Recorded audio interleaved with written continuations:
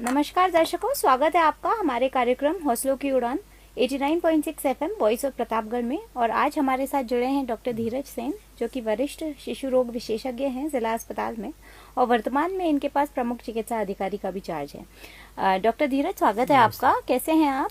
बढ़िया एकदम। आप अपने बारे में हमारे दर्शकों को बताइए। मैं डॉक्टर धीरज सेन जिला चिकित्सालय में कार्यरत हूँ, वरिष्ठ शिशु रोग विशेषज्ञ एवं वर्तमान में प्रमुख चिकित्सा अधिकारी का चार्ज भी है। मुझे इस आदिवासी अंचल में कार्य करते हुए 25 वर्ष हो गए। ब्लड डोनेशन के बारे में आज आपसे चर्चा करेंगे डॉक्टर धीरज। ब्लड डोनेशन के बारे में हमारे दर्शकों को बताइए कि क्यों महत्वपूर्ण है। ब्लड डोनेशन या रक्तदान रक्त देने वाले के लिए भी महत्वपूर्ण है, रक्त लेने वाले के लिए तो खैर महत्वपूर्ण ही है कि उसके लिए जीवनदाता होता है। रक्त देने वाले के लिए भी इसलिए महत्वपूर्ण है क्योंकि जब हम रक्त देते हैं हमारे शरीर में और अच्छा खून, स्वच्छ खून बनना चालू हो जाता है, जो 24 से 48 घंटे में पूर्ण हो जाता है। इसके अतिरिक्त बिल्कुल रिसर्च में ये प्रूव किया जा चुका है कि हमारे शरीर में चलने वाला कोलेस्ट्रॉल और ट्राइग्लिसराइड की मात्रा भी इससे कंट्रोल होती है। तो देखा दर्शकों, आपने लोगों के मन में ये भ्रांतियां होती है कि रक्त देने के बाद कमजोरी आ जाएगी। ऐसा नहीं होता है, उल्टा रक्तदान करने से आपका स्वयं का शरीर स्वस्थ रहता है। तो हर माह जिला अस्पताल में थैलेसीमिया के मरीजों को ब्लड चढ़ाया जाता है। जिला अस्पताल में थैलेसीमिया के मरीजों को ब्लड चढ़ाने की क्या प्रक्रिया रहती है और क्या व्यवस्था है? जिला अस्पताल में हमारे पास तकरीबन 45 से 50 बच्चे जो थैलेसीमिया के रजिस्टर्ड हैं, जो समय समय पर यहाँ पे रक्त अल्पता की वजह से खून चढ़वाने आते हैं। किसी बच्चे को महीने में एक बार लगता है, किसी को 15 दिन में लगता है, किसी को 5 दिन में भी लगता है।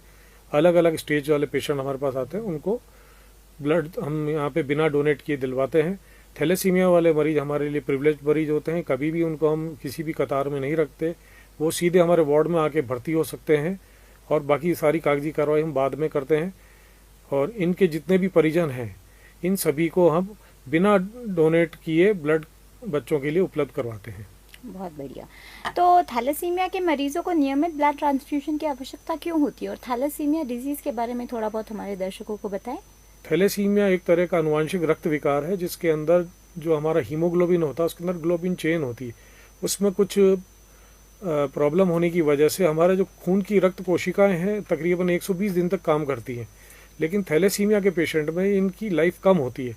इसीलिए इनका खून बार बार ख़त्म होता रहता है, बार बार रक्त चढ़ाने की ज़रूरत पड़ती है इनको। जी।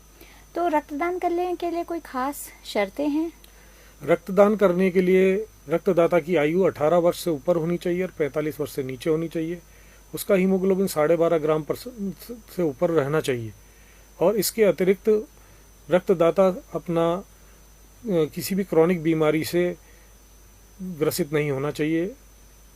कौन कौन से टेस्ट आप रक्तदाता के करते हैं रक्तदान कराने से पहले? रक्तदान कराने से पहले हम सभी रक्तदाताओं का एक तो ब्लड ग्रुप करते हैं, उसके बाद हीमोग्लोबिन करके उनको क्वालिफाई कराते हैं कि इनका ब्लड लिया जा सकता है, नहीं लिया जा सकता।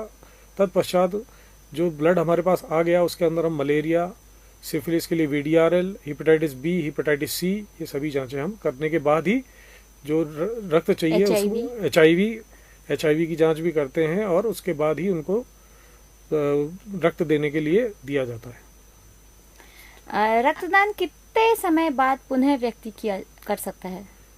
कोई भी स्वस्थ व्यक्ति एक बार रक्तदान करने के बाद अगर पुरुष है तो अगले 90 दिन बाद वो रक्तदान कर सकता है। अगर कोई महिला है तो वो 120 दिन के लिए प्रावधान है।